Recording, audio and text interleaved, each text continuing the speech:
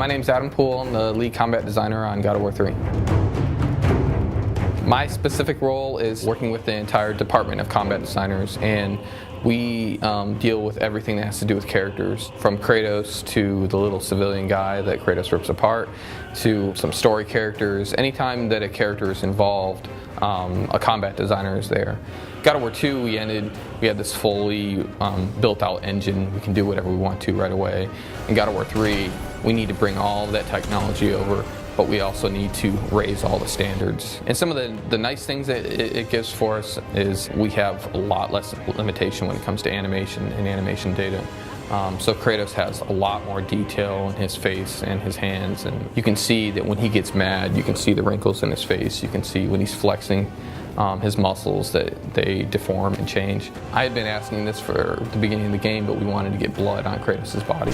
About a month or so before E3, we finally got that in when it was like a last minute thing. I don't know if we're gonna get it in time, all that. As soon as we got it in, put it in, after just like a minute or so, and put it on like the Cyclops eye rip and a couple of those kills in the game, and it was just like, this makes perfect sense. It sells these moments so much better, makes them feel like they're really alive. In the past, God of War's always added weapons to the game, and in this game we really wanted to push them as fully fleshed out, fully realized weapons. The first weapon that we had shown off was the Cestus, and getting the players used to more close-ranged combat and really getting in the middle of the fight and dodging around, sort of like a boxer.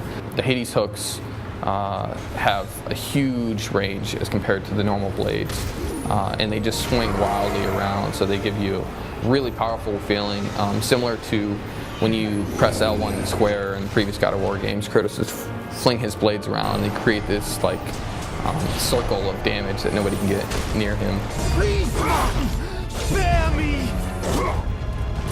The Nemesis is actually my favorite weapon in the game. That you get later on, and it's basically like 3 spinning blades at the end of a chain. And the trick with those is on any of the button presses, you can hold them down. You can continue to spin and grind them against enemies, so you can juggle enemies in the air easier. It's all about combos with that weapon, and it really gives a completely different frantic combo-based feel to the combat system. Here's an animation that we would get from Bruno.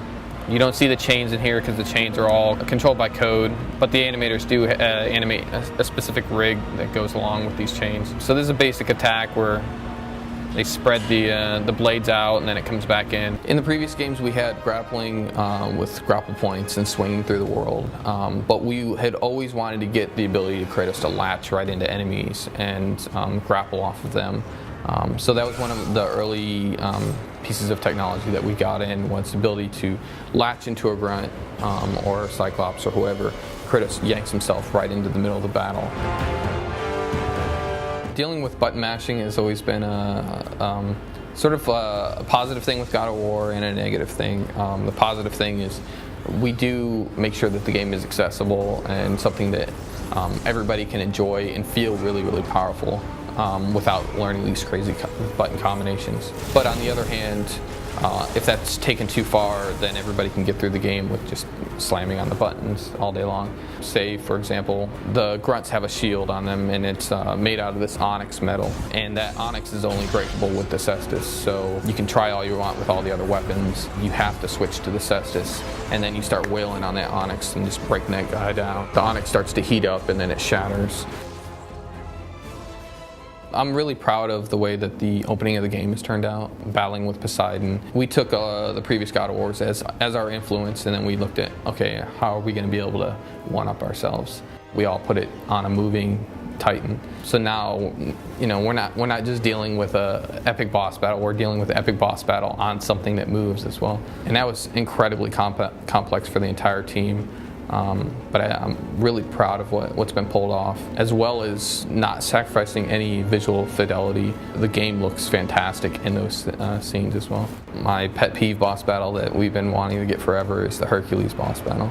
And we wanted to get him in God of War 2, but we really want to pay him his dues, make sure that he gets enough respect from the franchise, because we're all about Greek mythology, and Hercules is one of the top names that comes up.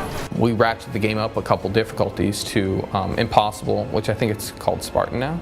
And the game is a ton of fun for us to play through. GoW3's really gotten you to switch weapons and use a lot more of your abilities than you've ever had to before.